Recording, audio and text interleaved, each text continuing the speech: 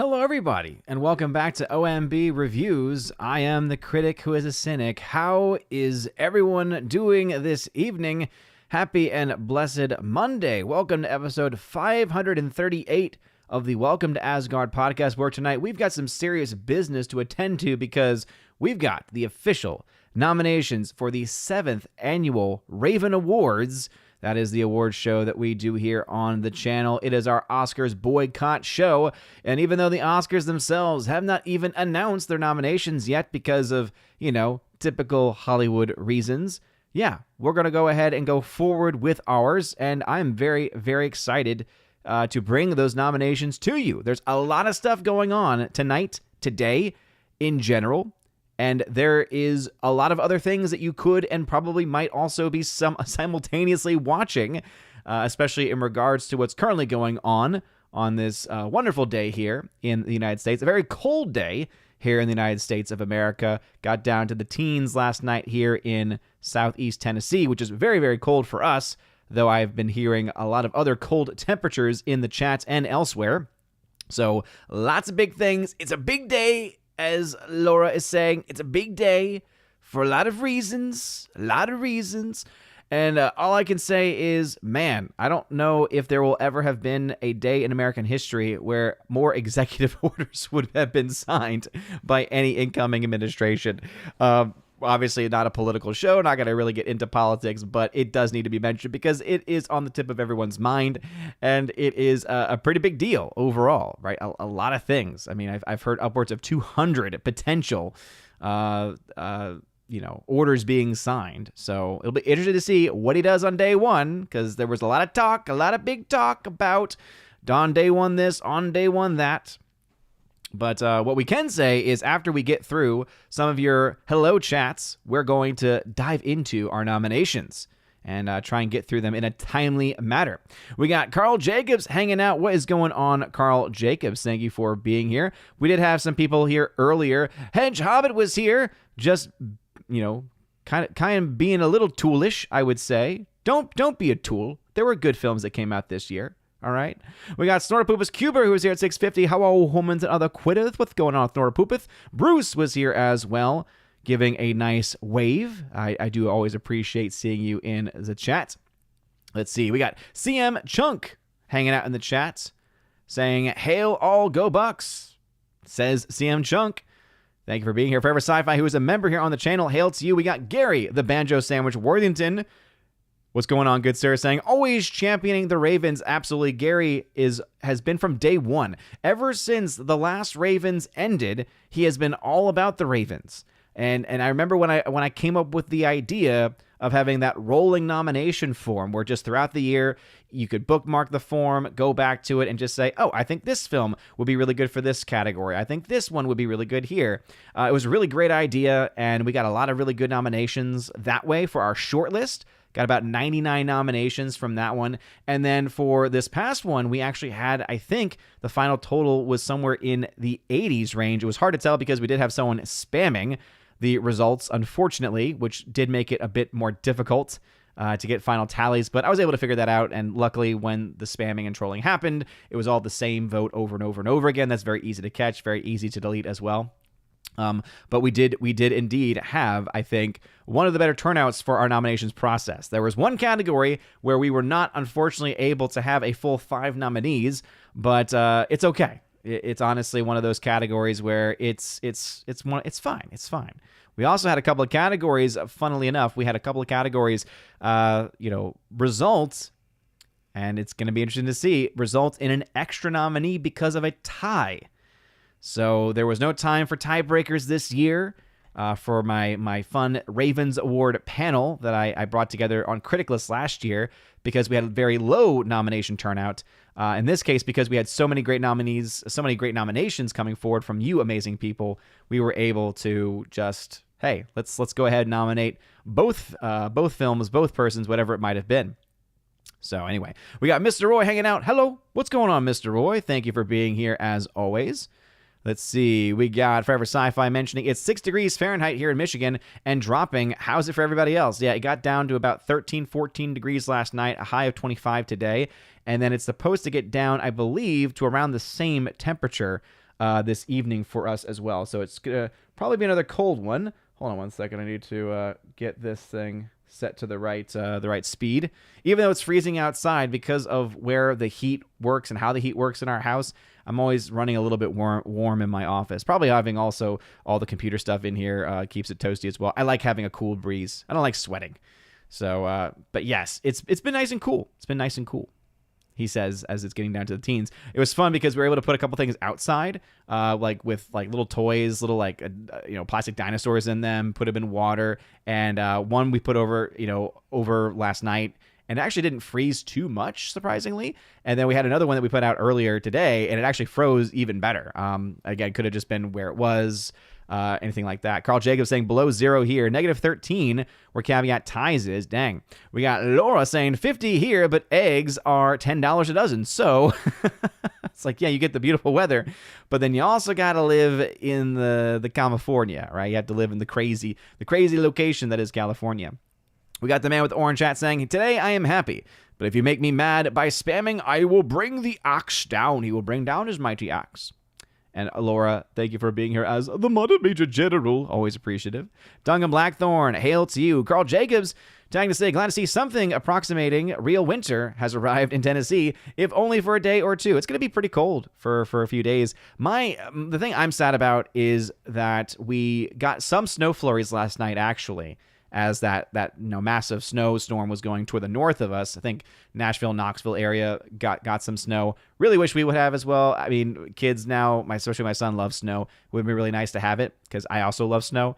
But it's looking like the couple other opportunities that we have, because I know there's a huge snowstorm coming in the next day or two, if not tomorrow, then Wednesday. My mom, who lives down in New Orleans, she was mentioning how the latest forecast she saw said up to 5 to 6 inches of snow potential for New Orleans, of all places. So who knows what it'll be? These things are interesting. I'll have to watch the most recent Ryan Hall, y'all, because he's usually pretty good with predicting and tracking those things. I know at one point we had like a slight chance of getting some of that, but it's just so sad that all of it's taking place like literally just like maybe 10 to 20 miles south of where we are. So we have that chance potentially. And then I think later into the week, Friday, Saturday, there's a chance, but I think our best chance may have already passed us, unfortunately. We already got some good snow, I know, but I want more. Jimmy A., who's a member, hail to you. We got Kincaid and Rumsky hanging out over the Green Machine saying, Odin writes executive orders too. If only I could. I just announced nominations. That's all I can do, really. Gary Banjo Sandwich saying, the Gulf of America is coming. It has been officially renamed by the president. Now, the question, of course, is, can a president of America actually change a name of a location in international waters? I don't really know the details of it, right? It really comes down to, does everyone across the world call it the Gulf of Mexico?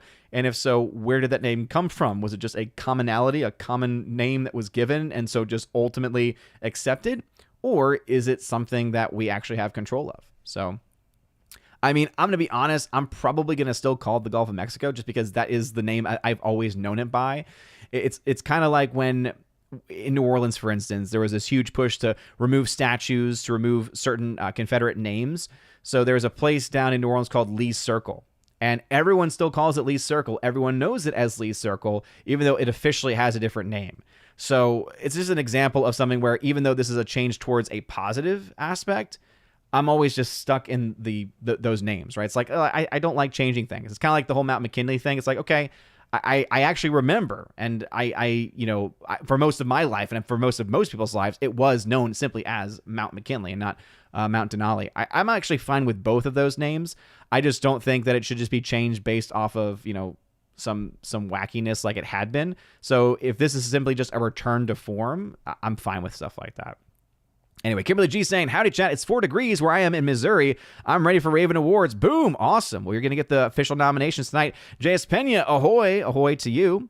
We got Jimmy A saying, if the Oscars don't happen this year, will we still do the Ravens? I kind of already know the answer, but it can't ever hurt to ask. Yeah, I mean, typically we are that official Oscars boycott show. That's always been the moniker. That's always been the motivation for it. And we'll still have it. We'll still have it. Now, the one thing I will say is that if they change their date, then I will change the date of the Ravens because it doesn't feel that doesn't feel right. I always try to match up with the nominations as well to the best of my ability. Obviously, I could never do it at the same exact time. It used to be I could do it on the same night when I had a little bit more flexibility, but I think I'm actually catching them about a day or a few days early. Maybe their nominations are on Thursday of this week. But I think that it's still, I always try to make it work as best as I can. But as far as if they cancel it, I highly doubt they're going to cancel it, because why would they turn any possibility of awarding themselves down? And also, it might be the first time in history that it would ever be canceled without any opportunity to, have it down the line. The Morak hanging out. What's going on? Hail, happy inauguration day. Forecast tonight is southeast Wisconsin is 11 below. Dang. Lonnie Holcomb saying winter storm warning in Panama City, Florida. Yeah, it's amazing how far south this is going to go. So I know Ryan Hall has been talking about this, but yes, if you are in that area, especially in the Florida area, right, that's where I think a lot of ice and ice storms have a potentiality of happening. Please be careful, because y'all's city and y'all's drivers are really just not used to that, especially the ice. Super Anime Gamer, hey, what's up, my dude? What's going on, Super? Welcome back. Laura is saying, I can't believe I'm hearing Oscar talk about Challengers. I walked out of that movie. I mean, I can't say I'm that surprised. That's the reason why we have the Ravens, though, because they've just gotten so ridiculous in every way. Keely Chow, what's going on? By the way, everyone's doing fine. I'm just going to preemptively answer that question. Laura's saying, did you say funnily? I did. I did say funnily. And I will keep on saying it. I don't care what anyone says. King and Rumsky saying 200 executive orders to undo 200 previous executive orders. Yeah, and that's the ultimate issue, is that it's great on day one, but unless it becomes something down the line, it's something that can easily be undone in 4 years. Wendy Hunter, Wendy, who is a member here, saying, hello, Odin chat. Sorry for the duplicate response. My phone isn't working correctly. I will have to rewatch from the beginning later. I don't think I got a duplicate of that, but I appreciate you being here. Told you I had to get to that, Keely Chow. Cthulhu, cold. Don't you know global warming is real and ruining progress of human rights? Well, that's why they changed the name to climate change several years ago, okay? It was global cooling, and we were heading towards an ice age. Then they realized, short term is actually warming, so let's go ahead and change the name. And now it's just climate change, because it's clear that, when you have a bunch of activists running with scientific data, which is constantly changing because we keep getting more of that data to crunch, and therefore prospects and guesses and estimates change with it. The whole concept of, the science is settled is the very antithesis of what science actually is. Kind of amazing. Kevin Wang, what's going on, Kevin? Jimmy A, I don't much like cold weather anymore. I mean, I really don't get sick much during the summer, and if I do, then I get over it faster. I mean, I don't usually get sick in general, and so summer or winter is usually fine by me. But I love the cold, man. I love it. I would rather put on layers to stay warm than have no layers to take off to stay cool, if you catch my drift. I mean, it's just, one is clearly better than the other as far as, ease, etc. Cthulhu, the world shall remember Americo Vespucci. Trump probably. Interesting. Super saying the president can suggest names, but the governmental bodies in charge of naming are technically outside of the president's control. I don't know if he knows, but renaming is kind of dumb in my opinion. Yeah, I mean, I think it's just one of those like Chad moves though, where it's just like, I'm going to do it because why not? And it'll probably get challenged or ignored, whatever it might be. But the fact that it's even putting anything on the discussion and on the table is pretty amazing. I'm actually the most excited about, obviously there's other things too, but it's just not really, it's not really the place of this show to get into that, political discussion. But I do think that the best thing that I've heard that I'm excited for is the potential for us to have at least a big push from the White House to do away with this whole change your clocks twice a year nonsense. So whichever one it is, personally, I would rather it be dark in the morning. I like it being really dark in the morning when I'm waking up. I don't like driving when the sun is just about rising, because then the sun's bright in my face. Whatever time of year that is, guess what? Let's stick with that time and then just leave it at that. If that ever happens, then to me, that will be a huge win. Controversial take, I'm sure. Forever Sci-Fi. I don't know why we're sending snow to Florida. They don't know what to do with that. That's true. That is true. New Orleans has some idea, because we have had snow in New Orleans before. It's been very minuscule. I think this could potentially be the largest snowfall in the history of New Orleans, and my mom is so excited. Let's see, Forever Sci-Fi, I hope he writes his executive orders on a Uno reverse card. Okay. Oh, man, let's get to a few more comments and then just jump straight into the nominations. Kevin Wang saying, I noticed Mufasa Lion King is having a similar run like the second Jumanji movie. It opens low but had good legs. I don't know necessarily about the second Jumanji movie, but I can say, yeah, Lion King is having a good run. Much better than what anyone could have possibly anticipated. That is for sure. Let's see. Laura saying, I'm excited for this new Mel Gibson movie. I am too until Marky Mark took off the hat. When the bald cap showed, or whatever the heck they're doing with his hair, whether he cut his hair that way or a bald cap, I'm pretty sure it was like a bald cap / wig. That took me out of it, I'm going to be honest. So I'm excited because it is Mel Gibson, and there's a lot of really cool people who are part of the project, but that alone was just, ugh. Jimmy A, at this point, if we can rename Mexico, then we can split Texas into 2 states. No state needs to be that big and crazy. I'm pretty sure you mean California should be split into at least 2 states. Kagan Rumsky, today could be called MAGA 2. You could say that. Super saying, I'm good. Started watching Juror number 2, and it's good, but the inaccuracies surrounding court proceedings is driving me nuts. Yeah, not being expert on those matters, I just took it, though, as a modern retelling of 12 Angry Men. Because that's really what it is. Like, there's other elements that are a part of it that are not a part of 12 Angry Men, but there are a lot of similarities, like very similar beats, very similar characters. So to me, it's like a variation and derivative of 12 Angry Men, and it's fine. It's one of those movies where I thought it was, I was very entertained by it. I thought that the acting was really good, and I enjoyed it. Is it a film that I'm going to rewatch? Probably not. So it's not my top movie of the year, but it's definitely not bad. I would actually even say it's a little bit good. Daylight Savings can go bye-bye, says Snow Golem 13 over on Odyssey. All right, let's see. Forever Sci-Fi is a member saying, I remember a story about a snowstorm in Florida in the 90s. Some kids built a snowman, and Florida man rolled up in a pickup truck and stole it. That would be true. And then Shorty Short saying, California should be 3 states, actually. That's why I said at least 2. Right, at least 2 states. Probably we could do even more than that. Okay, let me go ahead and leave the chat there. And, all right, are you guys ready? Because I'm ready. I'm excited for this. I spent a long time putting this very, very well done, very beautiful, very perfect, very bigly PowerPoint presentation together. So I expect you all to be appreciative of it. But without further ado, let's get into it. The 7th annual Raven Awards are upon us, and we have our nominees, everybody. It was a long road. We started this about almost a year ago, when the last Raven Awards ended with the open ballot, right? The open chance to submit whatever nominations you wanted over the course of time. And it turned out to work pretty effectively. And even though we had some trolling along the way, there were some technical issues that had to be fixed up, we finally do have some nominations. And so let's go ahead and dive into it. We'll do probably a few categories and then jump into the chat to get reaction. And we'll try and not belabor the point any further. So anyway, let's go ahead and get to it. The nominees for Best One-Liner or Quote of the Year for all 2024. So remember, these are nominations for the best and worst of movies in 2024. There are a couple of categories that can often extend outside of film and relate to pop culture, but in general, we're talking about movies here. So the Best One-Liner or Quote of the Year. So it could be either a zinger or it could just be a really good quote. The nominees are: from Deadpool Wolverine, there's only been one blade. There's only ever gonna be one blade. From Civil War, what kind of American are you?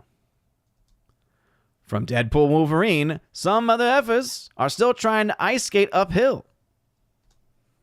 From Inside Out 2, maybe this is what happens when you grow up. You feel less joy. And finally, you guessed it, from Deadpool Wolverine, suck it, Fox, I'm going to Disneyland.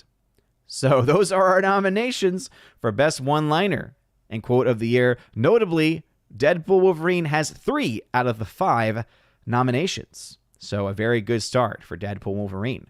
Moving on now to Best Stunt Work, because we like to honor the stunt men and women in the industry who oftentimes go overlooked in many different ways, but we don't overlook them here.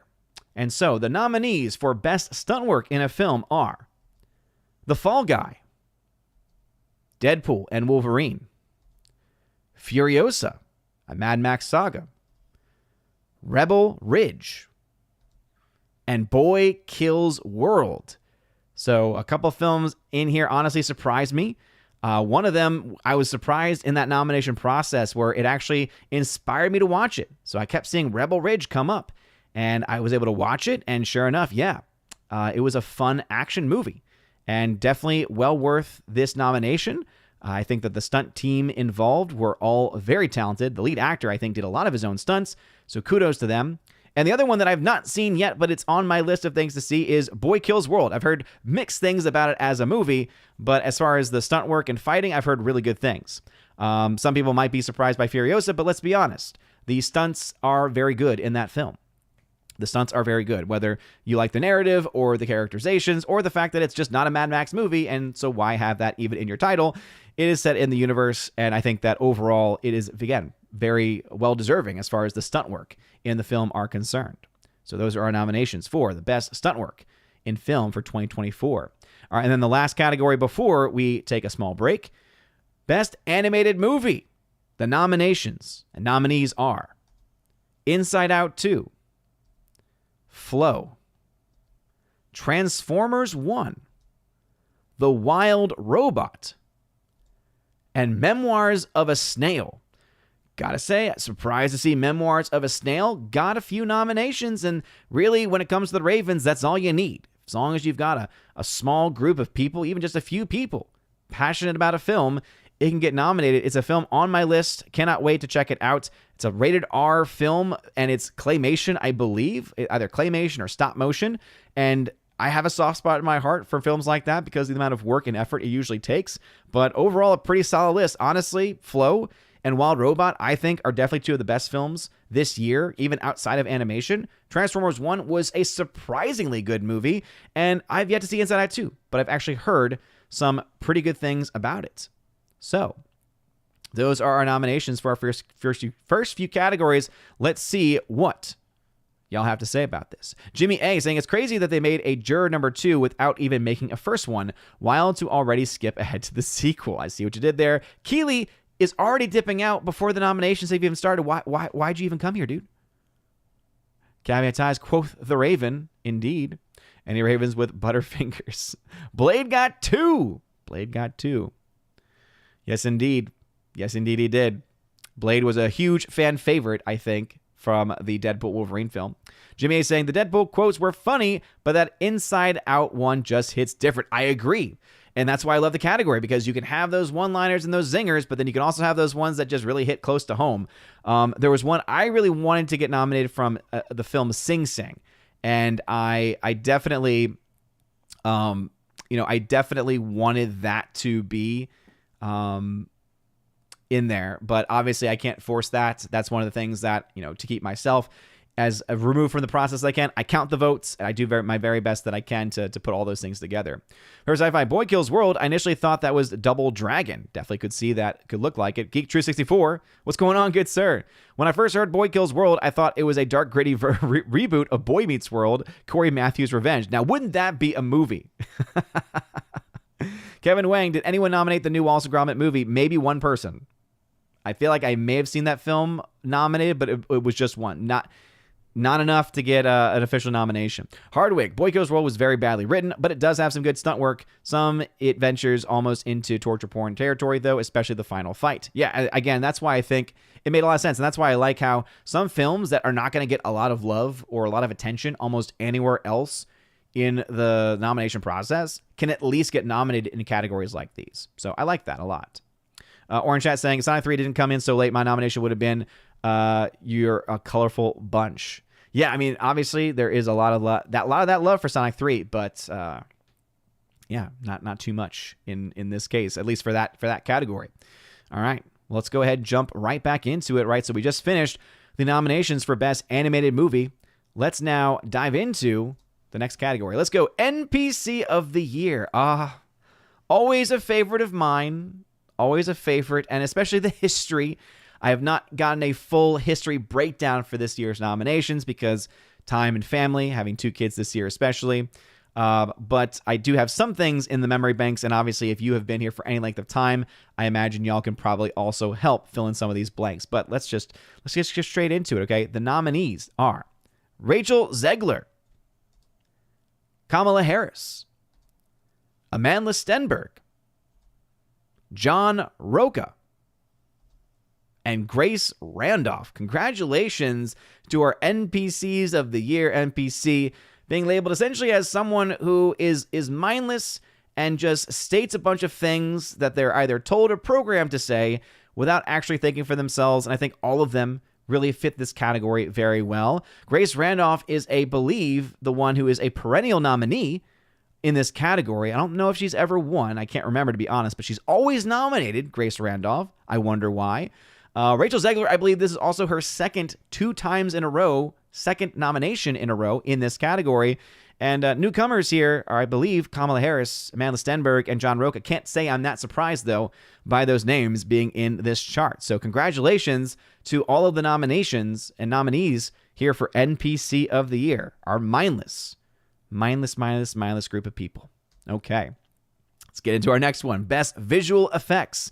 Nominees are Alien Romulus, Twisters, The Substance, Dune Part 2, Sonic the Hedgehog 3, and Nosferatu. We have 6 nominees this year, as we did have a tie. I will not say what the tie was, because honestly, I can't remember off the top of my head. But there was a tie which led to these 6 winners, or rather these 6 nominees. And can't say I'm too surprised by too many of these. Dune Part 2 was always a given. The visual effects of that film are amazing. The Substance, a disgusting movie, but hey, those effects are very well done. Sonic the Hedgehog 3, obviously a film that a lot of people enjoy.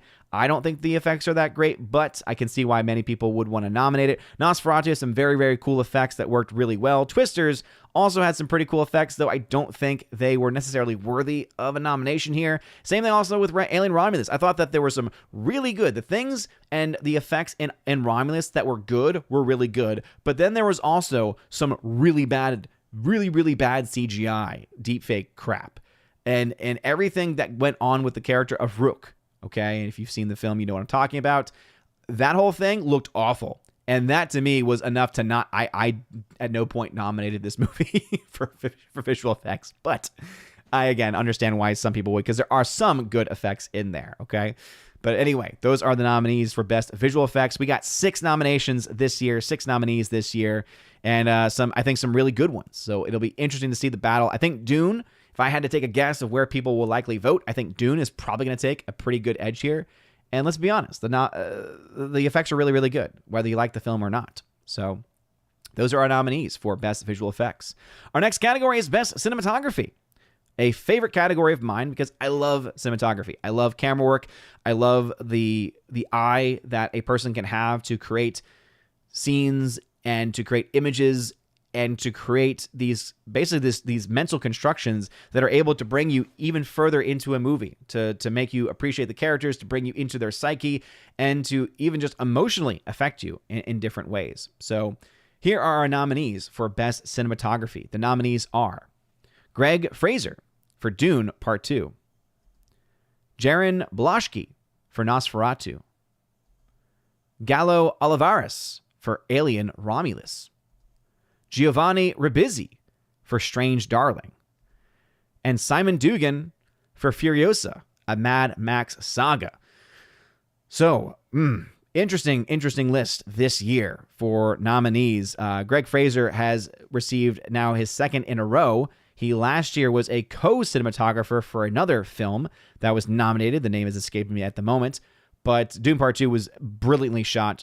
Again, all the visuals for that film were stunning. Nosferatu, even though, in my opinion, the film is a bit overhyped and in some ways doesn't quite reach the mark, the cinematography is absolutely gorgeous. Alien Romulus, I think it's filmed just fine. I wouldn't necessarily put it in this category, but hey, it got enough nominations, enough support to be here. The one that I was actually most surprised by, and the one that I actually was happiest by, was Strange Darling. You all know that Strange Darling is one of my favorite, if not my favorite film of 2024. And I actually had no idea that this guy, who I've always known as an actor, Giovanni Ribisi, you look at his face, you think, I think I've seen him in stuff before. Did not even know he was a cinematographer. And he knocked it out of the park with that film. That film was shot, I believe, it was a 35 millimeter film, which is also why it looks so raw, because those actors needed to get those performances pretty much perfect the first time, because you just didn't have a bunch of, a bunch of film stock to work with. There was a limited supply, and it was brilliant. And then, of course, Furiosa, even though the visual effects, of course, are, well done, the look of the film definitely, I think, was also pretty good. So happy to see Simon Dugan in this list, or Simon Duggan. Again, apologies if I've mispronounced any of their names, but always a favorite of mine. For me, though, I think the work of Giovanni Ribisi is actually really powerfully done compared to some of the others. But I know that there will be others in this list that do get some love and do get some support. All right. Now let's go on to our next one, and then we'll jump back into the comment section. So our most SJW screenwriters, because we all know, okay, there's some good writers, there's some bad writers, but then there's some that are just so obsessed with identity politics that they have to put it into their movies in some way, and we're tired of it. And we started this category 7 years ago, right? And it has been one of the staples that some people might not like, but I do. I think it's very important to call these people out.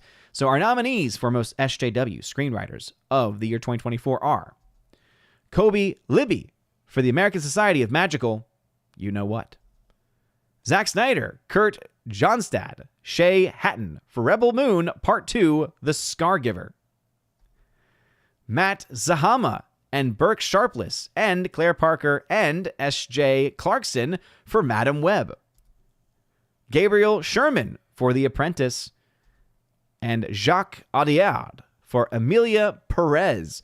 Emilia Perez was a latecomer in this category, but did get enough nominations to make it onto this list. By the way, the person that you see in the middle of that poster is indeed a man, despite what many people in the world would try to tell you. That's also why I think this film is a perfect one to be on this list.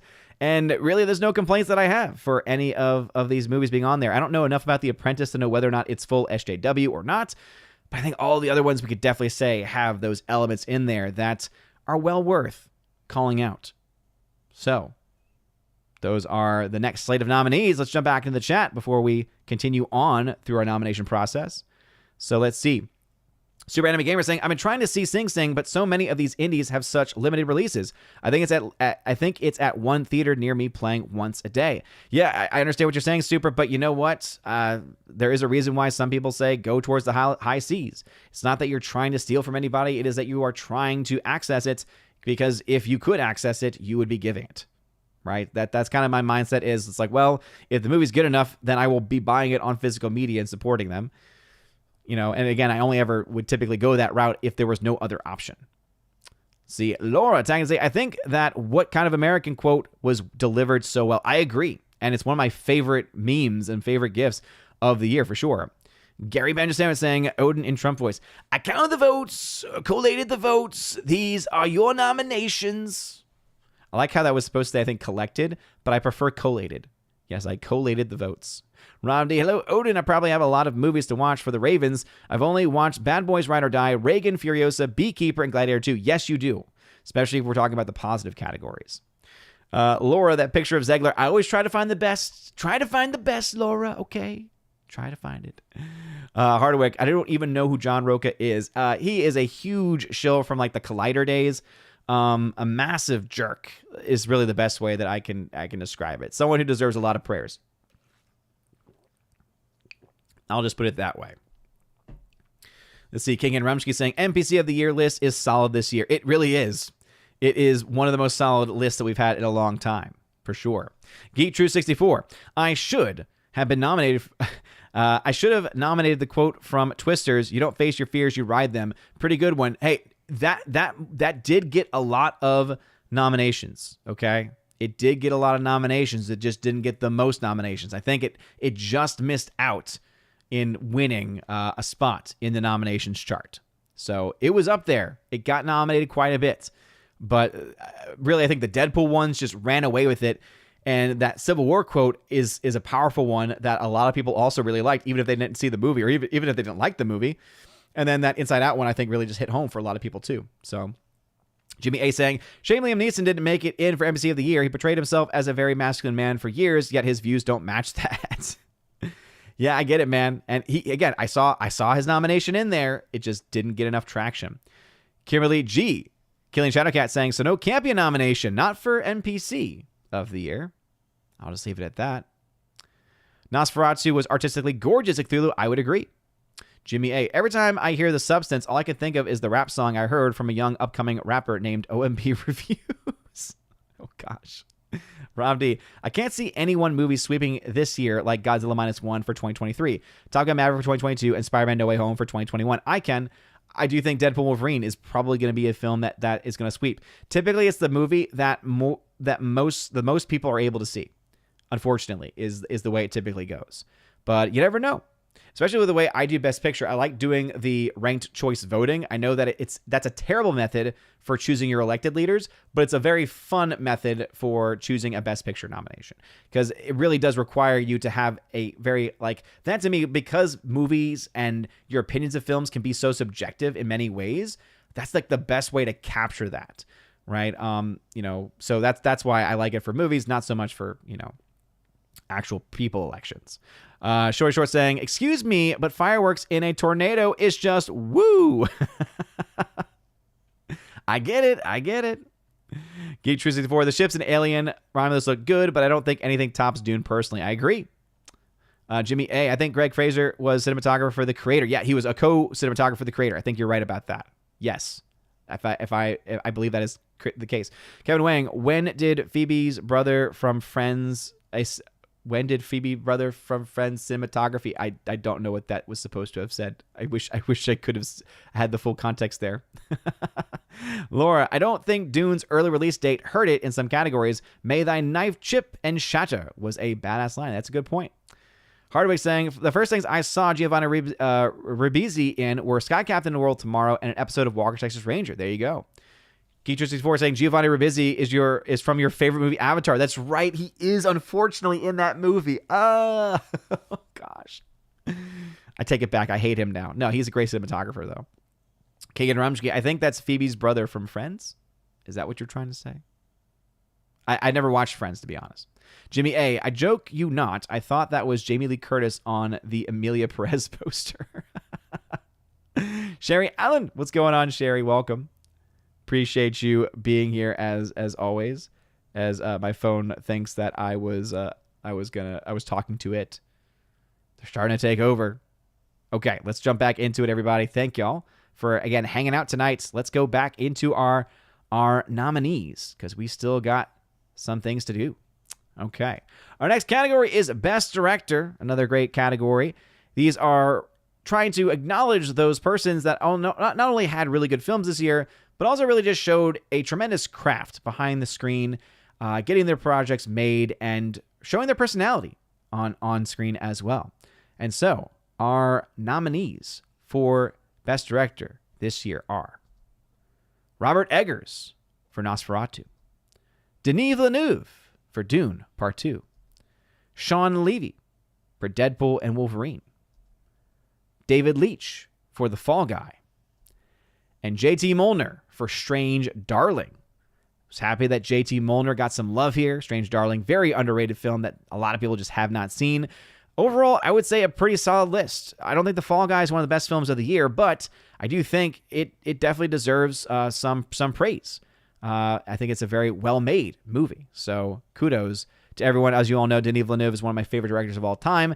Dune is not one of those favorite movies, especially Dune Part 2 has a lot of problems, narratively speaking, especially with the character of Chani, who just sucks.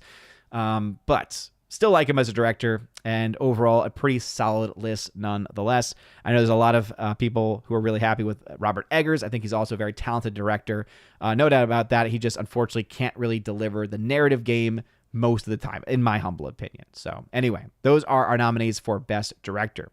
Going on to the next one, we got the Best Fight Scene / Action Sequence of the year. So we award and want to recognize our stunt men and women. We also want to talk about what are the best action sequences of the year, right? Are there going to be scenes that are going to be remembered for years to come, scenes that are worthy of talking about and commending? And even if a film is not good, are there at least one or two moments that we could say, hey, you should watch it for this scene, or you should watch it for this specific reason? So our best fight scene action sequence of the year. I try to get it in GIF format this year to help with the process. But our nominees are, from Deadpool Wolverine, we have Deadpool Wolverine versus the Deadpool Corps. Paul versus Fade Rotha from Dune Part 2, with Paul doing the flippity-doos. The Honda Odyssey fight from Deadpool and Wolverine. Reggie defends his family from Bad Boys, Ride or Die. And the opening fight against the TVA from Deadpool and Wolverine. Once again, just like with what we got in the best one-liner quote of the year, Deadpool takes 3 out of the 5 spots here, and really all of them are great. They're all great fight sequences. The Deadpool core is a very long, thought-out sequence that does very, very well. The Honda Odyssey fight might be my favorite. It's got a special place in my heart because as a van dad, right, who's living that van dad life and had to look into all of the positives and negatives of the different vans, it just hit very close to home. And I appreciated the commentary that was done within it as well. Opening fight is also great too. That actually, interesting enough, came in a bit late, so that got some more nominations a little bit later. That got it, and pushed it further onto solidifying it onto this list. And then I've never seen Bad Boys Ride or Die. I've never seen any of the Bad Boys. They've just never really interested me. But this did look like a pretty awesome action sequence that was being shown.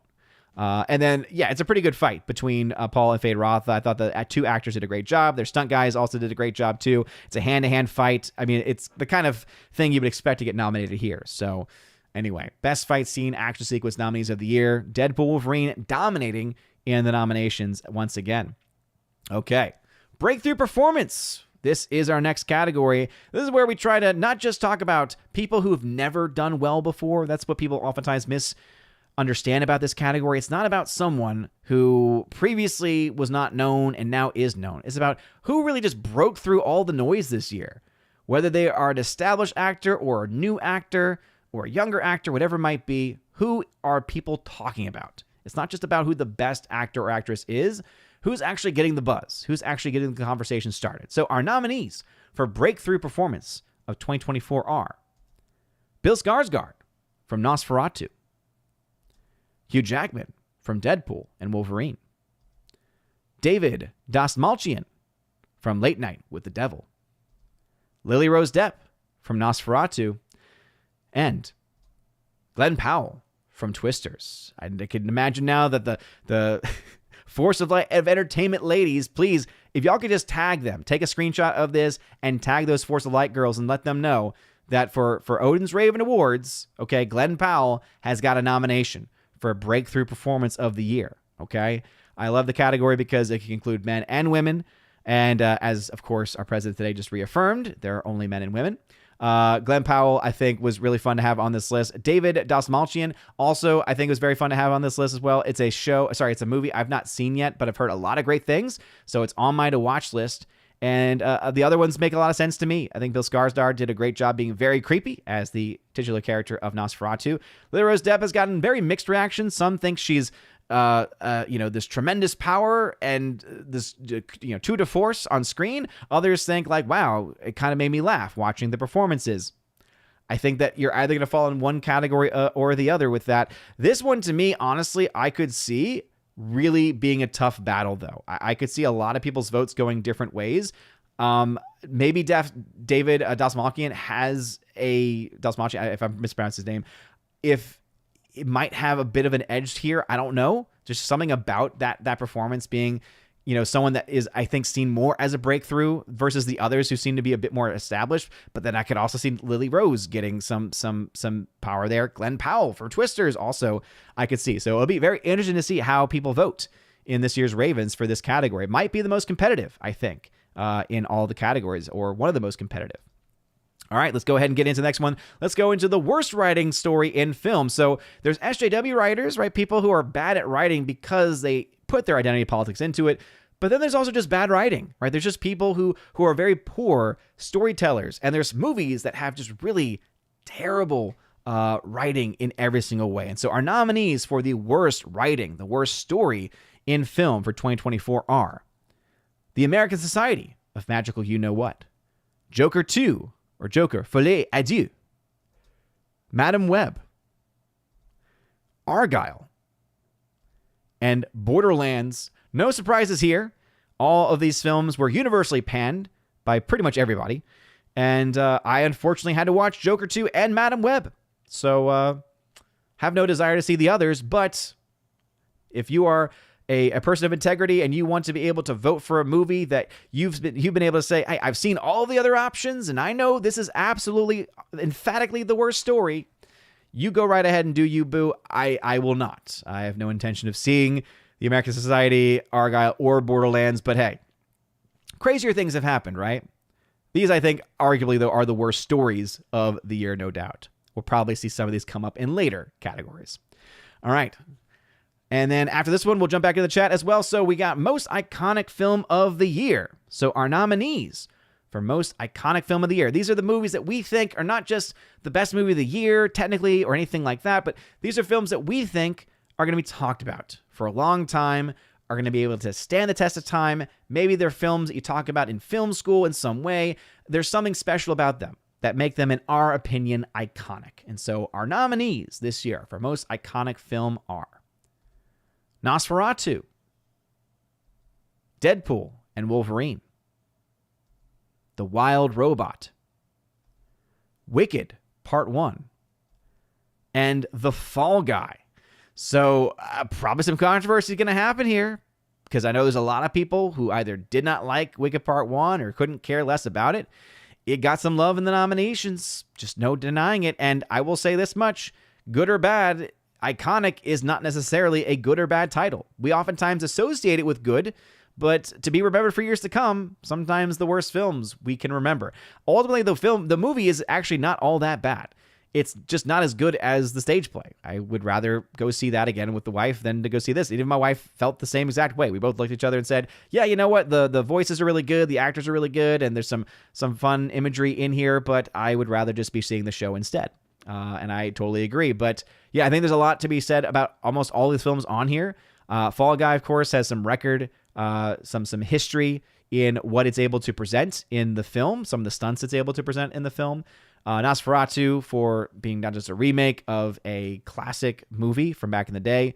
Deadpool Wolverine has a lot of iconic things within it. And The Wild Robot is just a beautiful film that just nobody saw, unfortunately. Did not make much box office. Would recommend that highly, though, to anyone out there looking for a good film to watch. Okay. Those are our most iconic films of the year, our nominations. Let's go ahead and get back into the chat before we go through our next set of nominees. Jimmy A saying, the GOAT, David Leitch, got the respect he deserves finally. Well, I'm glad that you are happy with that nomination. Jimmy A, Bad Boys getting some respect too. Man, it must be an early Christmas. Yeah, Bad Boys got a lot more support this year than I would have expected. Orange Chat saying, Sonic got snubbed. The Super Saiyan fight in that movie should have gotten nominated more. Oh, well. Yeah, unfortunately, and I've been kind of hinting at this now for a while, there was really not a lot of support for Sonic 3. I know it got a later release, but it just was a very late bloomer. And I don't remember just anyone, maybe one person nominated the Sonic fight. And so it wasn't on anyone's radar, I think. And so I didn't want to influence the votes too much, but I did want to mention saying, oh yeah, you Sonic people, yeah, you could use a little bit more love here. Iclulu saying, Lord, please let Deadpool pass into obscurity and never be heard from again. Bro, that's not going to happen. It's not going to happen. Geek364 saying, have to go with the Honda fight. Hilarious, well choreographed, and great confrontation culmination for the characters. Agreed. There's just so much about that sequence that's fun. Yeah, dude. Yeah, I mean, again, Cthulhu, I know that you're clearly on the hate Deadpool train right now, but that was one of the best films of the year, no doubt. Kevin Wang, did anyone put Timothée Chalamet for which category? Again, someone may have. When you ask that, I assume that you did, and you want to know if your nomination was in there. Again, that just means that there were not a lot of people. All the things that get nominated have several nominations for them. The lowest count in any category is at least 2 nominations. And luckily, that was very rare this year. Rob D, regarding Bad Boys, you'll like the first one. No far-fetched action scenes. Bad Boys 2, you won't like. It's absolute Michael Bay action insanity. You might like 3 and 4. Interesting. Glenn Powell did add some much-needed charisma of Twisters. I agree. He was definitely the best part of it, for sure. Kimberly G. Killian, 5-way tie for worst writing. Seriously, all of them were very well deserved. Sacre Bleu, the deadly poke of Zorro. Hello, Odin. This year, don't forget to include an in memoriam tribute to your all-time favorite director, David Lynch. Again, obviously, rest in peace to David Lynch. As you all know, I do not like him as a director. I do not think he's that talented. I think that he caused discussions to happen, and I appreciate that for sure. I will not ever deny that he was not influential in any way. I just don't understand it personally. That's just my take, but obviously rest in peace to him, because I will never find joy over the death of any person, and everyone deserves our prayers. Jimmy A. I enjoy Den of Thieves 2, but it could have been an early contender for worst writing next year. Throwing in an F-bomb every other sentence does not make it cool or edgy. Yeah, definitely keep that in mind, because that ballot will be opening up once this year's Raven starts to wrap up. Kigan Rumsky, you saw Joker 2 at Madam Web, but did you see Craven? Unfortunately, yes, I did. But to be honest, I don't think Craven was as bad as those. I really don't. Again, because there was at least a couple of moments where I was like, oh, okay, I kind of dig that. It's still bad, though. In fact, you know what? To be honest, Kincaid Rumsky, I don't know if I even finished Craven. I kind of fell asleep a couple times, so maybe you're right. Cthulhu, I can't believe I ethically need to vote for Wicked here. Dang, dude. Wow, ethically? Come on, man. Hardwick, in my opinion, the best performance in Nosferatu were Willem Dafoe, Nicholas Hoult, and the Knock actor. Bill Skarsgård did good voice work, but no real visual acting. The makeup did the work for him. But you know what? Voice acting is a huge thing, okay? So I would disagree. I don't think that all acting has to be done with the face. It's similar to me like what you would find from the work of the character of Caesar in the Planet of the Apes, right? I think that just the acting that was done at that time for that character was so prominent that it didn't matter if that was not his actual face. I know that it's different in that it was obviously capturing his emotions and stuff like that, but I think it's of a similar vein, and so that's why I would disagree. But yeah, you could have nominated those other ones. They just didn't get nominations.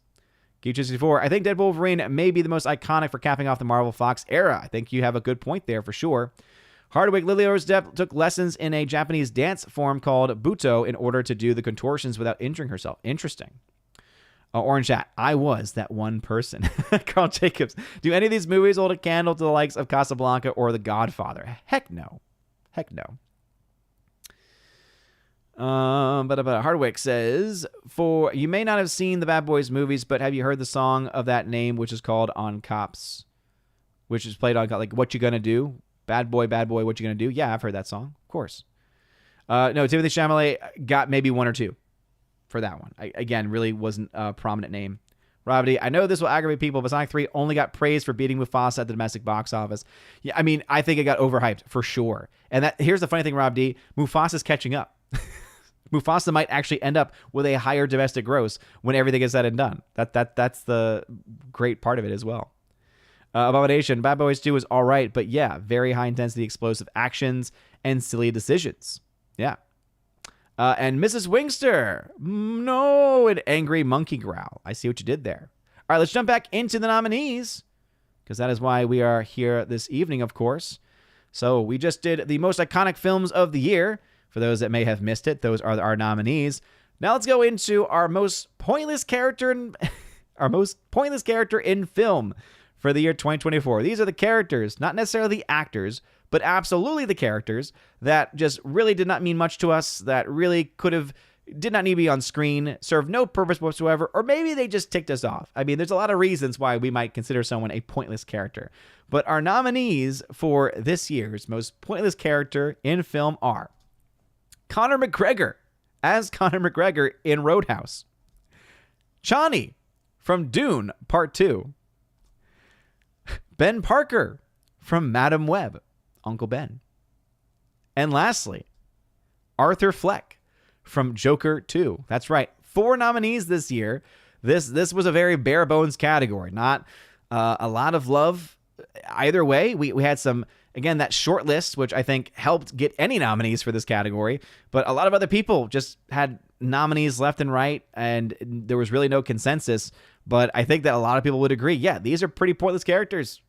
And especially when it comes to Chani, like, yes, in the story, they tried to make her matter, but it was also acting against the way the character was originally written, which just ticked off anyone who's actually read the book, and it makes it look like you're just trying to push her down our throats when all we care about is what's going to happen with Paul Atreides, who is the main character of the story, who should be getting our attention. I'm sorry, but when you're finishing your movie with Chani, I'm sorry, that's the dumbest thing you could ever do, Denis Villeneuve. You can only guess which one I nominated, which one I voted for in my nominating process, so we'll see.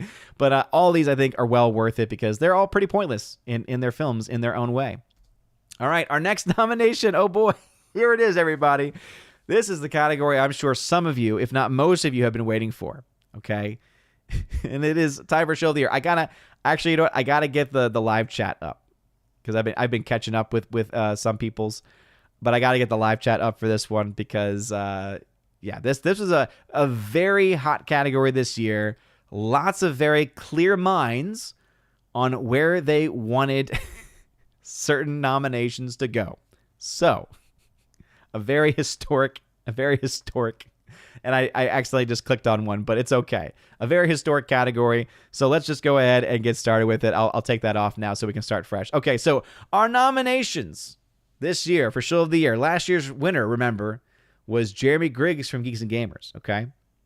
So our nominees for Show of the Year for 2024 are Dwayne "The Rock" Johnson.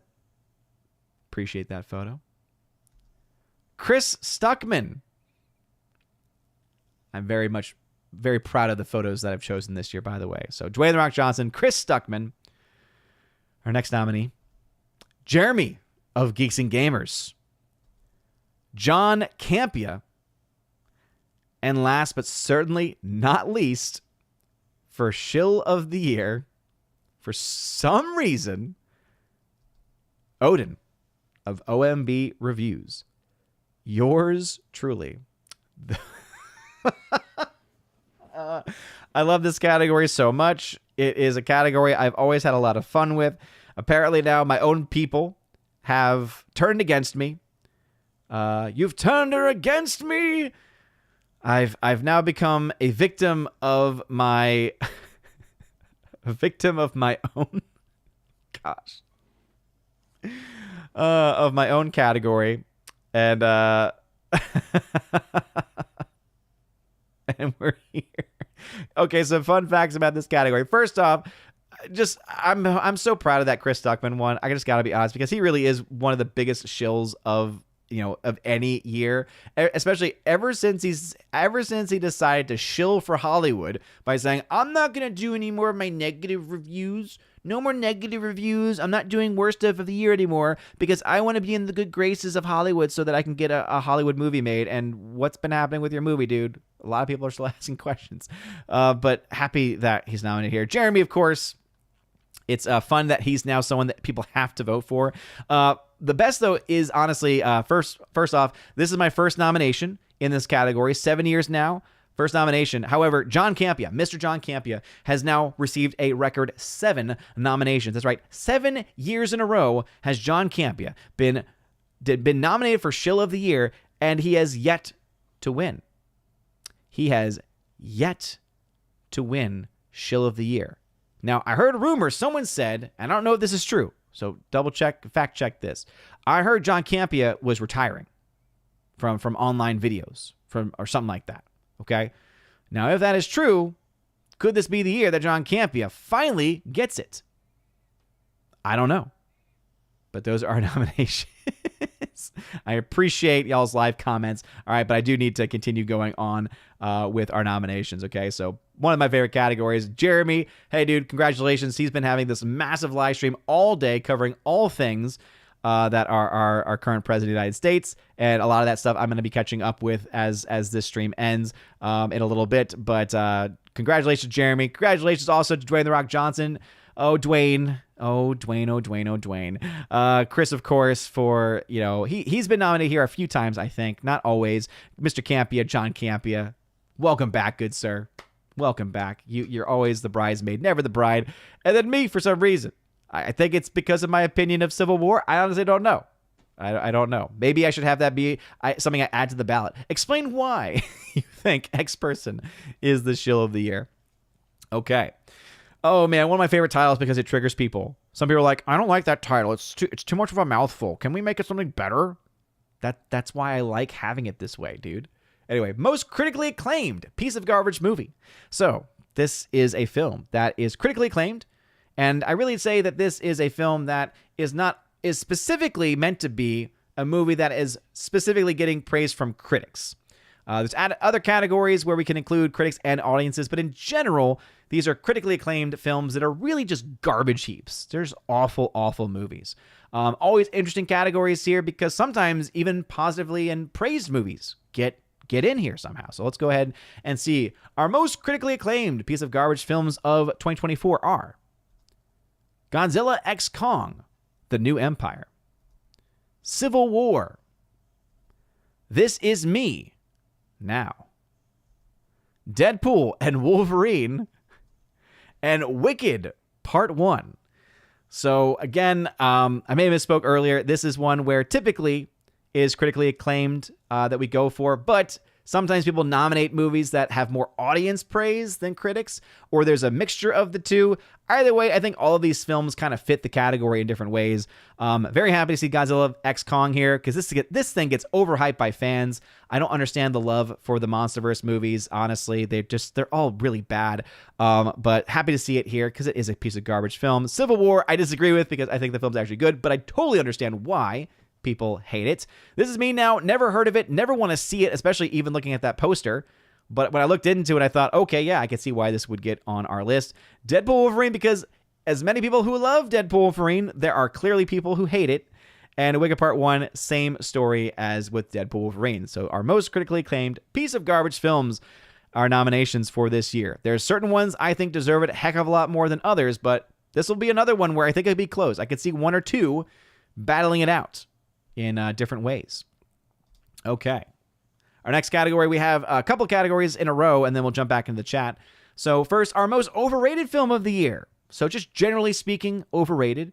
So whereas the last category is supposed to be more so for critically acclaimed things, this is just for people just overrated, whether it be audience, whether it be critics, whatever it might be.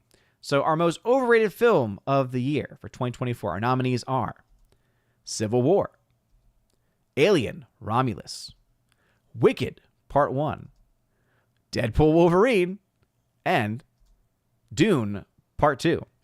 A lot of things I can agree with here. Again, I do like a lot of parts, technically, of Dune Part 2, but it's not that great of a film, especially narratively speaking. Deadpool Wolverine, I do quite enjoy. I don't get the hate, except from people that I think are just very jaded, and I pray for those persons. They need to have a little bit of a laugh every now and then. And then the others I've spoken to in one way or the other. So I think overall a pretty mixed bag, but overall I can understand where a lot of these are coming from for people thinking they're overrated by either fans or critics, just in a general sense, overrated.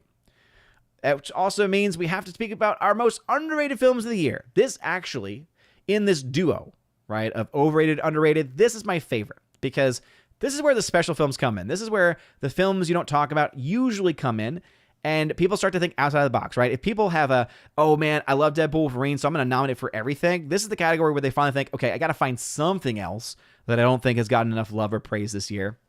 And whereas sometimes there can be bigger films, bigger name films that get in here, usually it's a much more eclectic bunch, or a lot of indies can a lot of times get in here, and I really do enjoy that and love that. Unfortunately, a couple of the films I wanted in this list did not make it, but still a great category, and I think a great list of films this year. So our most underrated films of 2024 are The Fall Guy, Late Night with the Devil, The Bike Riders, Cabrini, Hijack, 1971, and yes, 6 nominees in this category this year, The Last Stop in Yuma County. So as I said, one of my favorite categories of, just of all of the Raven nominations, but this year I think is a very strong year. Fall Guy, honestly, I don't think is that great of a film. I understand why people enjoy it, but it kind of sticks out versus the other ones. Late Night with the Devil, I've heard so many great things about it, but it has not really been seen by a lot of people, so it fits the definition. Bike Riders, same thing. I love the movie, and not a lot of people watched it. I recommend it highly. Cabrini, Also a very solid movie, not just a Catholic film. Hijack 1971, I've been hearing some good things about. Got a lot of love in the nominations process, and I'm really looking forward to watching it. It's a Korean film, and typically Korean films do really, really well. And then I'd never heard of The Last Stop in Yuma County, but it got at least a couple nominations, pushing it over the edge to get into and tie with another film in this list, and therefore 6 nominees in this category this year. And you know what? That makes me happy because that means we get one extra film to add to our watch list of films that maybe we overlooked or never even heard of in 2024. All right, back into the chat. And then we will go into our last section of nominees for the evening. Mrs. Wingster, Mufasa proves that people are still idiots. Never seen 2019 Lion King and never will. The 94 classic will stand the test of time. I agree. But I guess when you have kids, sometimes I could see why you would want to see a film that's not really good. Rob D, honestly, I haven't seen a point to any Zendaya's characters in any of her films. I would disagree. I thought she did a pretty good job in The Greatest Showman. Probably her best role. Caveat ties, I wish I would have added everyone from Borderlands. Jeremy's category for Shill of the Year, of course, yes. Sherry Allen saying, I wonder if John is going to break his course this year. Will he? That's the biggest one. Rob D, Odin for biggest math and numbers shill. Kevin Wang hates me for some reason. Everyone vote for Odin. We want him to win. Why? Forever Sci-Fi, who is a member, saying, going to have to vote Jeremy again. Can't let Campia win. Man. Wizard Wingster, Jimmy A. Amen. Men need better standards these days. Icthulu, tagged to say, ah ha ha ha, you get voted for shilling for John Wick. Really? It's a good film. It's a fun film. Orange Chat saying, conflict of interest. This category is becoming a mockery. I'm being objective here. Okay, I definitely agree, Orange Chat. I definitely agree. But I do think that there's at least argument to be made that Jeremy does sometimes like what we would describe as shill for certain things, just like people would describe me in other ways as shilling for certain things. But I totally understand where you're coming from. I would not say that me or Jeremy are anywhere close to the level of a John Campia, for instance. Hardwick, why does Jeremy's hair look grayish black in that photo? Doesn't he have red hair? I don't think so. Jimmy A. If anyone is a shill, it has to be Dwayne Johnson. Bro literally compared his movie to Oppenheimer and Christopher Nolan. It's a good point. Carl Jacobs, you must promise to prominently display the award when you win it. If. Forever Sci-Fi, Jeremy going for the three-peat? Wait, did Jeremy win 2 years in a row? I thought he only won once. Victor Fontaine making fun of me. Geek Truth. What exactly are you a shill for? Just curious. That's what I want to know. I guess I gave positive praise to John Wick 4. Apparently that was shilling. And Civil War? I don't know. Mrs. Wingster. Odin, where's Grace? This lack of female representation has me clenching. Yes, Mrs. Wingster, I understand. But she did get nominated for NPC of the Year. Interestingly, she's, I think, more popular in the NPC category than for the shill category, oddly enough. Gary Banjo Sandwich saying, Campia's Magnificent Seven. Yes, indeed. 7 times the charm. King and Rumsky, what were you shilling for? Again, I'm still asking the same thing about what people were actually nominating me for. Kevin Wang saying, he's still here. He was live today. No. It's about John Campia. No, I heard he was like this year stepping down. Abomination. It's an honor just to be nominated. Exactly. With all my fine other nominees. Justin C. Hale Stuckman should win every year. Super agreed for sure. Jimmy A. I liked Godzilla vs. Kong, but Godzilla X Kong was a massive letdown. The humor was too corny, and it was Kong with Godzilla as a glorified cameo. Dang. Geek64. I was going to ask how Godzilla X Kong is critically acclaimed. Critics don't like it. I like Godzilla X Kong on the same level as the first Transformers. Fun, not good. Yeah, I think that's one where audiences in general. So again, I go based off of the nominations typically. Very rarely do I shut a nomination down. I made a mistake earlier in the nomination process where I included one in the list that was from the previous year because I just, again, was tired that day when I was putting the list together. The Marvels got in somehow. That's one where I can remove it because it's like, okay, yeah, people voted for it, but they shouldn't have because it's not eligible. Or you might get people nominate for lowest budget film of the year, right? Okay, if they're nominating a movie that has a higher than the standard budget that's been listed, then I can remove a nomination that way. So I try and keep myself on that specific standard. I don't think I have anything. Maybe in the future I'll have to say it has to be a film that has an X percentage on X platform, but I don't want to take things away from people. Mrs. Wingster. Well, Odin, shilling Civil War just shows how grifters are dividing this country. Through the Deadpool, Wolverine is why I will get you an award for Shill of the Year. Dude, why? Why? Mrs. Wingster. To be frank, while I did really enjoy Deadpool 3, the story was pretty crap. Yeah, I mean, it's not Shakespeare. It's just fun. Rob D, if I force myself to watch Wicked for this year's Ravens, I will watch it with donuts. That I will request have not been touched by Ariana Grande. Yeah, man, dude, I tell you, I'm looking forward because now that I have figured out, one, how to have watch parties on Discord, but also now that I know you can do watch parties on Locals, a lot more potential for us doing some streams of films and watch parties for films, I should say, for the Ravens this year. Jimmy A, we got Hijack 1971 up there. Let's go, baby. Yeah, dude. Whoever was showing love, there was at least a couple people in there showing some love. Jeremy Sikowski, I can understand about Godzilla X Kong. It's not my top favorite movie, but it did have fun with that. Now we have to wait for -1 sequel and pretend Godzilla X Kong never happened. And it's so funny is that when the film came out, I was getting lambasted. I think that's why I got nominated, dude, because I remember when Godzilla -1 came out and then Godzilla X Kong came out, I was like, dude, why the hell are we getting all of this crap Godzilla movies when we've got films like Godzilla -1? There's no excuse anymore.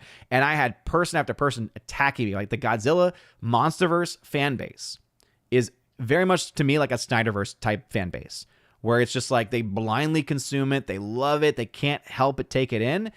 And any criticism is just, abomination. People can just thumb through Film Threats videos for most underrated. Agreed. The Morak, what we're the films that weren't nominated in the underrated category, looking for some additional recommendations. I might be able to try to remind me of that on another stream, because right now I'm trying to time things so that I can get through all the nominees without going too far over our usual time, because I do want to be able to rest my voice tonight. But yeah, I'll definitely have to look into that and releasing that. Odyssey having hiccups. I apologize. We are still live on The Green Machine and on YouTube as well, so got options. Should be live on X as well. Rob D, they're tagging to say they are correct. Jeremy won for biggest shill in 2022 for Super Mario, and again in 2023 for Super Mario. Wait, what? I don't even know the winners of my own show. Laura saying, I don't want to live in a world where Odin doesn't have a shill Raven Award. No, not you too. Not you too. Rob D, official Raven historian. Seriously. Oh, man. Coming in with the facts. Coming in with the cold, hard facts. Okay, let's get into our last set of nominations, and then we'll jump back into the chat again for our final comments. So let's go ahead and get started. So we just finished our most underrated films of the year. Again, almost all of these I could totally support and suggest, but there's also a couple on here I've just not seen, and I cannot wait to see. Really excited for Hijack 1971, and also Last Stop in Yuma County. I love underrated indie films or lower budget films that just don't get a lot of attention that can actually be really good and be gems. So those are our nominees there. All right, next category. Oh man, another title I love, and I feel like it drives some people crazy again, which is why I keep it. Our best pointless remake, reboot, sequel, prequel. We all know everything that comes out this year or almost any year, almost everything tends to be either a prequel of something, a remake of something, a reboot, a sequel, whatever it is. And it's all the same to me. I know that there's differentiations. I know there's a difference between a prequel and a sequel, and the difference between a remake and a reboot. I don't care. I don't care about those differences. Hardwick, looking at you, my little Thethorth, always looking up things, my little dictionary. But I don't care. These are the best, though. These are the remakes, the reboots, whatever it is, non-original material. These are the best. These are the ones that we enjoy. These are the ones that we like. These are the ones that aren't that bad, all right? They're still pointless because we really don't need them. We wish they were spending time giving us new stories, new characters, but you know what? These are fine. These are entertaining at least. So our nominations for all of what I just said for best pointless remake, etc. film of 2024 are Deadpool and Wolverine. You're welcome, Cthulhu. Twisters. Sonic the Hedgehog 3. A Quiet Place, Day 1. And Ghostbusters, Frozen Empire. The first and I think possibly only nomination for Ghostbusters Frozen Empire. I thought that film was not as good as it should have been. A big letdown for me was that one, but I could see why some people would have it be one of the better of the remakes reboots, sequel, prequels, etc. Right? That one being a sequel to the other Ghostbusters reboot, essentially. And so, yeah, I think that all these films definitely fit the category. And Sonic 3 got a lot of late love to the game on this one. Happy to see Quiet Place Day 1 on here, because that honestly was a very good film. I think a very good continuation, kind of in the same universe, I guess, argue a prequel here. There are a couple of characters, at least one character that is present in the other two films, and I really enjoyed it quite a bit. So happy to see it get some love here. So all these ultimately are pointless, right? Really don't need them. Wish we had more original content, but you know what? They're at least fun. They're at least entertaining, and I think a lot of people could have fun watching them. That leads us then to our worst remake, reboot, sequel, prequel. These are the ones that are not good, and we just want to be erased from existence. And so the nominees for this category are Joker 2, Joker, Folie à Dieu. The Crow remake. I have to describe that one as the Crow remake. So The Crow. The Lord of the Rings, War of the Rohirrim. Megamind versus the Doom Syndicate. And Gladiator 2. Agree wholeheartedly in this entire category. Never saw The Crow remake, just no desire to watch it. And Megamind got a few nominations here. So some people must have watched it. I think it's only available on streaming. And it just sounds awful. And I never want to see it, ever. So here's a list of films not to watch, people. And I think all well-deserved in their own way. All right. Best low-budget movie of the year, another favorite category of mine, because it's always good to give some praise to those films that cost a little bit less, that didn't have massive Hollywood budgets, but still did a lot, did more than what most Hollywood films do in today's world. So our best low-budget films of 2024 are, and I believe the standard we set for this year is they have to have a budget of below $30 million is the standard. So our nominees are Terrifier 3, which cost $2 million. Am I Racist, which cost $3 million, documentary. Late Night with the Devil, which cost only $2 million to make. Superman, the Christopher Reeve story, costing $15 million. And Rogue Elements, a Ryan Drake story, costing an estimated $300,000. That is, of course, from a friend of FNT, someone I've met, very good guy, The Critical Drinker. So congratulations to our nominees here. Another category I do enjoy also, because usually some of the lesser-known films also get some love here. A lot of love being shown for Late Night with the Devil, I will say that much. That movie was kind of this undergirding movie that did a lot as far as the nominations are concerned. So Late Night with the Devil, very excited to eventually see that film, even though it's not seemingly the film that I typically would like because of the whole demonic thing. Am I Racist is probably the best comedy of the year, despite whatever politics you might have. Terrifier 3, no desire, not my franchise, not my thing, but I appreciate the heck out of what it's doing for the budgets it has. Superman, the Christopher Reeve story, clearly has the biggest budget out of all of these, but glad to see it get some love here. I still have to watch it myself, and I actually still have to watch Rogue Elements as well, and so this gives me a good reason to do so. Best low-budget film tends to have a pretty solid list of nominees. All right.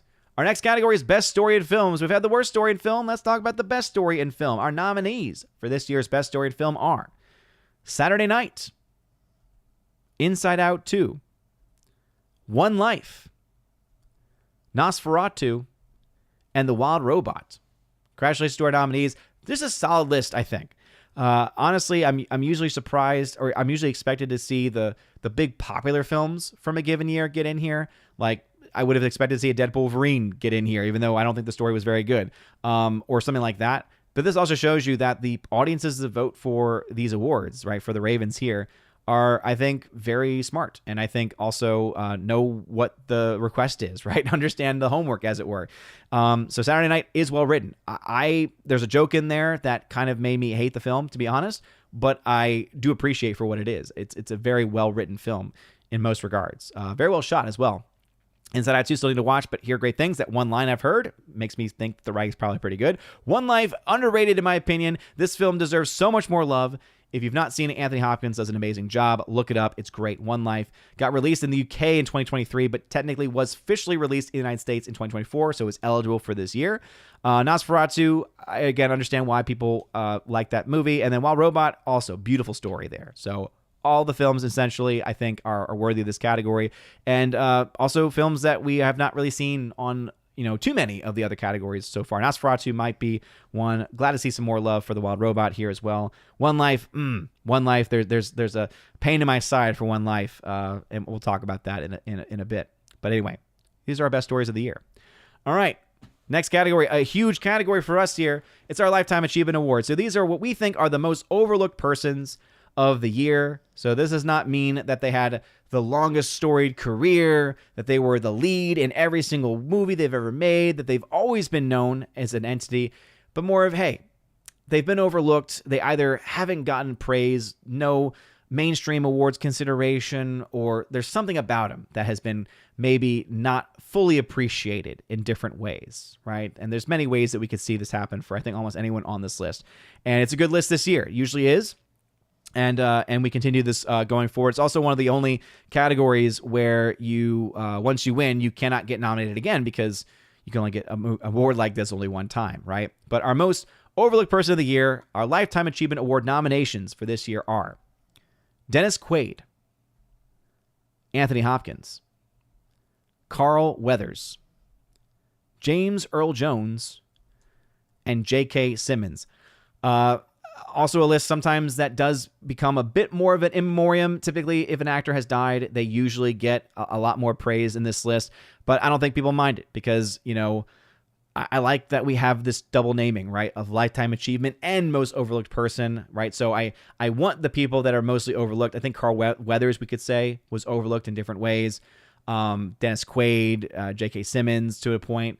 But I think all of them are definitely worthy for wonderful careers, and I think are definitely ones that deserve this award for that reason of just having, again, a full life of achievement and of bringing joy to a lot of people, especially people like James Earl Jones. They tend to, again, also get a lot of votes in the final voting tally. But another one I could see, I could definitely see a battle this year from at least two, probably the two that have passed on. But there's others in here that are also, I think, very strong contenders for this category. So look, I'm very excited to see what will happen. All right. Last two awards of the evening, everybody, for our nominations. So we've got I love this title so much. We added a new name last year, officially. And so our nominees for the Kathleen Kennedy, Rian Johnson, and Zack Snyder Award for Excellence in Crap World Building. These are the movies that have the worst structures, the worst movie. This is our worst movie of the year. Just all-around worst film. Hate it for a variety of reasons. And we think that Kennedy, Johnson, and Snyder best exemplify gosh-awful filmmaking and personalities. So I love this category. Our worst movies of 2024 are Joker 2, Folie, Adieu, Borderlands, Rebel Moon Part 2, The Scargiver, The American Society of Magical You-Know-Whats, and Megalopolis. Congratulations to our worst movies of 2024. So happy to see Rebel Moon on here. Zack Snyder's creation, Zack Snyder's baby. Had to watch that nonsense. Man, it was awful. So happy that I think that's over for us as far as FNT having to watch any of that nonsense anymore. But all these films, bad different ways. Never saw The American Society, never saw Borderlands, have no desire. Haven't seen Megalopolis either. It was indeed Megalopolis. But a very solid list of the worst films of the year, hands down. I don't think anyone can disagree with almost anything on this list, but I'm sure some of you might find something to disagree with. Which leads us to our last category, which is Best Movie of the Year, our Best Picture, our attempt to honor the best in film. And this year, for the first time, we have more than 10 nominees because of a tie. Typically, we cap it at 10. Sometimes we have less, depending on how many votes in a given year. But because of the votes being a lot better this year, and also because of just the tiebreak, we have 11 nominees. And so here are our nominees for Best Movies of the Year. So our best films are Deadpool and Wolverine, DD, Dune Part 2, Inside Out 2, Nosferatu, Sonic the Hedgehog 3, Strange Darling, The Fall Guy, The Substance, Transformers 1, And lastly, The Bike Riders. Those are our nominees for our best movies of the year. A lot of the films we've seen get other nominations before. Interestingly enough, the only nomination for DD, which did get a few nominees. I know that I myself put that up there on my list, and I was happy to see that at least one or two others also were able to put it up there. So definitely not the highest vote getter, but a film I highly recommend. I have copies here that I will probably give away in the future. It's just a very good film. Early 2000 captures that zeitgeist very well.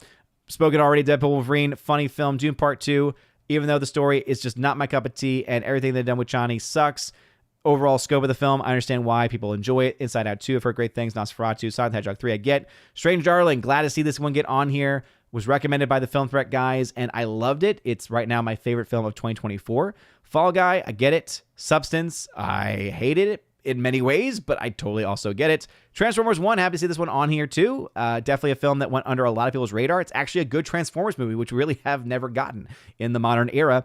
And then The Bike Riders barely got in. I will say it was one of the films that tied.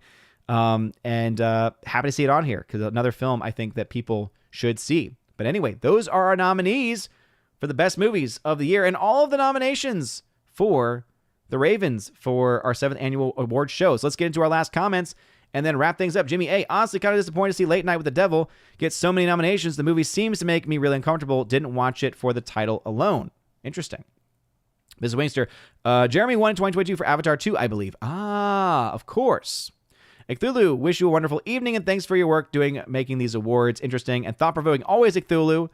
You'll get around. All right, you'll definitely get around. Abomination. Madam Web is the best sequel, prequel, whatever. Jimmy A. Real question is, why did they give Bill Skarsgård the Gen Z mullet? No need for a TikTok haircut in a full-length movie. Hardwick. If I didn't know better, I would think that I Am Racist poster was for Steve Jobs' biopic. It definitely looks like it. Rob D. I actually like Gladiator 2, so I hope it doesn't win. And Megamind 2 is basically this generation's Highlander 2. Interesting.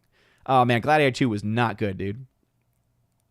Hardwick, what was the joke that made you not like Saturday Night? Let's just say it dealt with our Lord and Savior Jesus Christ. Richard Fontaine, The Last Stop in Yuma County premiered at Fantastic Fest on September 23rd, 2023, and was given a limited theatrical release in the United States before being released on digital platforms on May 10th, 2024. Which is why I would definitely still count that as a 2024 release. I went based off of theatrical release, okay? And the theatrical release I saw was for 2024. So it got on there. Jimmy A. Joker 2 is literally die the hero or live long enough to see yourself become the villain. Agreed. Morak, Lifetime Achievement Most Overlooked is going to be tough decision. All worthy nominees. Agreed. Agreed. Madam Web robbed. Definitely not. Rob D saying, Adam Driver must really love acting, continue doing it after the sequel trilogy, and also not having a single movie that made money under his belt from the sequel trilogy. That's a good point. Mr. Wingster, I did watch that copy you sent me of Strange Darling. It was very enjoyable. It's a really well done film. Rob D, Transformers 1 hasn't even been out a year, and already many people are looking back saying, why did we not support this movie? Yeah. Seriously. But you know what? That's a good thing, because if it can get some love on physical media and on digital platforms, it could give enough life for them to make another film like it. That's the way we get the films that we want to see, is by supporting them in theaters. But that's going to be it for me, everybody, ladies and gentlemen. So again, appreciate you all for being here. I hope that you enjoy those nominees. If you want to see a full list of nominations, I will have that up on the website either tonight late or tomorrow morning, at the very latest midday tomorrow. And I've already got the photos exported. I was able to figure out last year how to make a PowerPoint where you can just click through all the nomination slides. And so I'll try and do that again for this year's nominees. And very, very excited. And I would be remiss if, of course, I did not send you all first access to the ballot. So, hey, if you like that nomination list and if you have a winner in mind, make sure that you fill out your nominations, okay? You have the form if you're over now on YouTube. Apparently, issues on some of the other platforms. So I've just sent the list now over to Rumble and to Odyssey. I think I have also been able to send that over. Apparently, for some reason, there's some issues going on with that chat. So I will, of course, be posting that link on social media this evening and into the future as well. And so, yeah, bookmark that and get your ballot submitted. You have until early March, I believe. Maybe I'm mistaken there. Let me double check that, of course. March 2nd is when the nominations will be, when the winners will be announced. On March 2nd, that was the last I heard the Oscars were going to be, and so we try to go up against them. So we'll probably have voting go all the way through most of February. So we'll have some time to watch some movies this year, to try and get some film watch parties, either on the Discord server or on locals, or on both if I can, to try to keep up with at least the best films of the year for people that maybe didn't get to see films like Strange Darling or Nosferatu or The Bike Riders. I don't know if I can do The Substance, man. I'm just going to be honest. Abomination, you're the only one that can shout out Odyssey. I gotcha. Yeah, dude, 7 years. It's crazy. This is our 7th annual show. So a lot of really good films this year, more than I think anyone could have expected there to be, and especially from the underrated category and from the low budget category as well. So anyway, you guys are awesome, amazing, and beautiful people. I've got to go rest my voice and probably go get some pumpkin cake that I made earlier. It's delightful. It's delicious. Critic list, that nom form. Yeah, absolutely. If you want to post it on there, you can. I, of course, will also try and share it as well. And yeah, get those ballots submitted so that way we can get some winners chosen. And hopefully we have as good of a showing as we had last year, because we had a lot of votes last year. And you guys seriously are great. You're the best. I love you guys so much. Go check out whatever it is you're watching before this stream, as again, there's a lot of stuff going on. I need to catch up and see how many executive orders have been signed since I've been going live now. You guys are awesome. Have a wonderful rest of your evening. As always, God bless.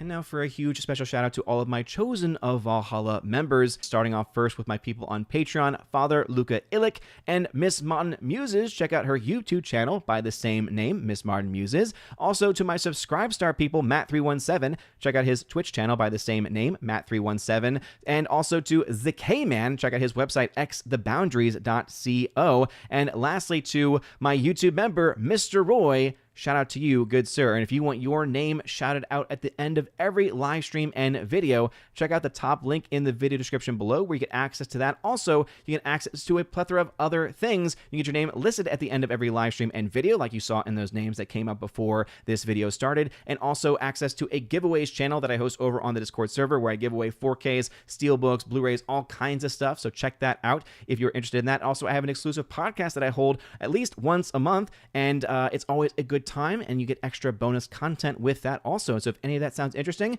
again, check out that top link in the video description below. You guys are all amazing, and beautiful people. Have a wonderful rest of your day, and as always, God bless.